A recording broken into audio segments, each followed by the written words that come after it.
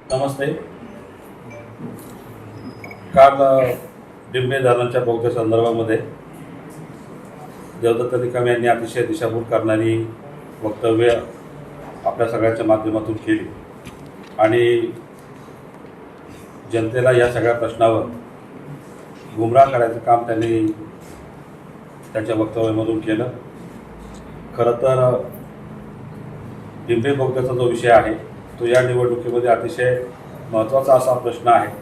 गेल्या अनेक दिवसांमध्ये घडलेल्या घडामोडींमध्ये, राजकीय घडामोडींमध्ये या मुद्द्याचा महत्त्वाचा भूमिका त्या ठिकाणी आहे. आणि असं असताना नामदार दिलीपरावजी वळसे पाटील यांनी या संदर्भातली आपली भूमिका वेळोवेळी आपल्या सर्वांच्या माध्यमातून, त्याचप्रमाणे जाहीर सभांमधून देखील त्या ठिकाणी आपली भूमिका सांगितलेली आहे. बोगद्याची संदर्भातली सर्व पार्श्वभूमी आपल्या सर्वांना माहिती आहे. अतिरिक्त पाणी घेऊन जाण्यासाठी परवानगी असणारं किंवा संमती असणारं पत्र हे ती मंडळी त्या ठिकाणी दाखवतात, परंतु त्याच्यानंतर बोगद्याचं पातळी ज्यावेळेला त्या ठिकाणी खाली करण्याचा प्रयत्न झाला गेला आणि आपलं धरणातून अतिरिक्त पाण्याच्या ऐवजी सर्वच पाणी घेऊन जाण्याच्या संदर्भातला जेव्हा प्रयत्न झाला गेला तेव्हा साहेबांनी त्या भूमिकेला विरोध केला आणि ती विरोध करण्याची 3-3, 4-4 पत्र असताना देखील जुनं एक 18 सालचं पत्र हे अतिरिक्त पाणी घेऊन जाण्यासंदर्भातलं होतं ते दाखवून जनतेची दिशाभूल करण्याचा प्रयत्न त्या ठिकाणी करतायत.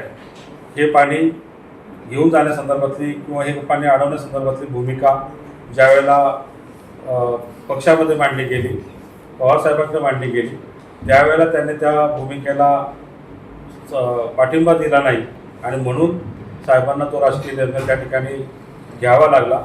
आणि तो राजकीय निर्णय घेताना या तालुक्यातील, त्याचप्रमाणे शेजारच्या तालुक्यातील देखील जवळपास 1,00,000 हेक्टरवर 1,00,000 एकरवर अवलंबून असणाऱ्या शेतकऱ्यांच्या जीवनमानाचा हा प्रश्न होता. आंबेगाव, शिरूर, जुन्नरच्या भवितव्याशी निगडीत हा प्रश्न होता. बळीराजाच्या भवितव्याशी निगडीत हा प्रश्न होता. सुजलाम सुफलाम झालेला हा आंबेगाव तालुका, जुन्नर तालुका किंवा शिरूर तालुका याचा काही भाग पुन्हा एकदा जर उजाड होणार असेल तर त्यापेक्षा राजकीय भूमिका ही ठळकपणे त्या ठिकाणी घेतली पाहिजे आणि जनतेच्या बाजूने घेतली पाहिजे.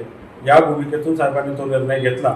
काही लोक आता त्याला विरोध करताना किंवा त्या भूमिकाला विरोध करताना कुठल्या तरी पक्षाच्या आणि त्यांच्या नेत्यांच्या सांगण्यावरून, त्यांच्या ताटाखालचं मांजर झालेली ही मंडळी त्यांच्या सांगण्यावरून या ठिकाणी त्या भूमिकेला विरोध करत आहेत आणि आपलं पद मिळवण्यासाठी किंवा आपल्याला राजकीय फायदा मिळावा यासाठी या जनतेचं भवितव्य पणाला लावण्याला ही मंडळी त्या ठिकाणी तयार झालेली आहे.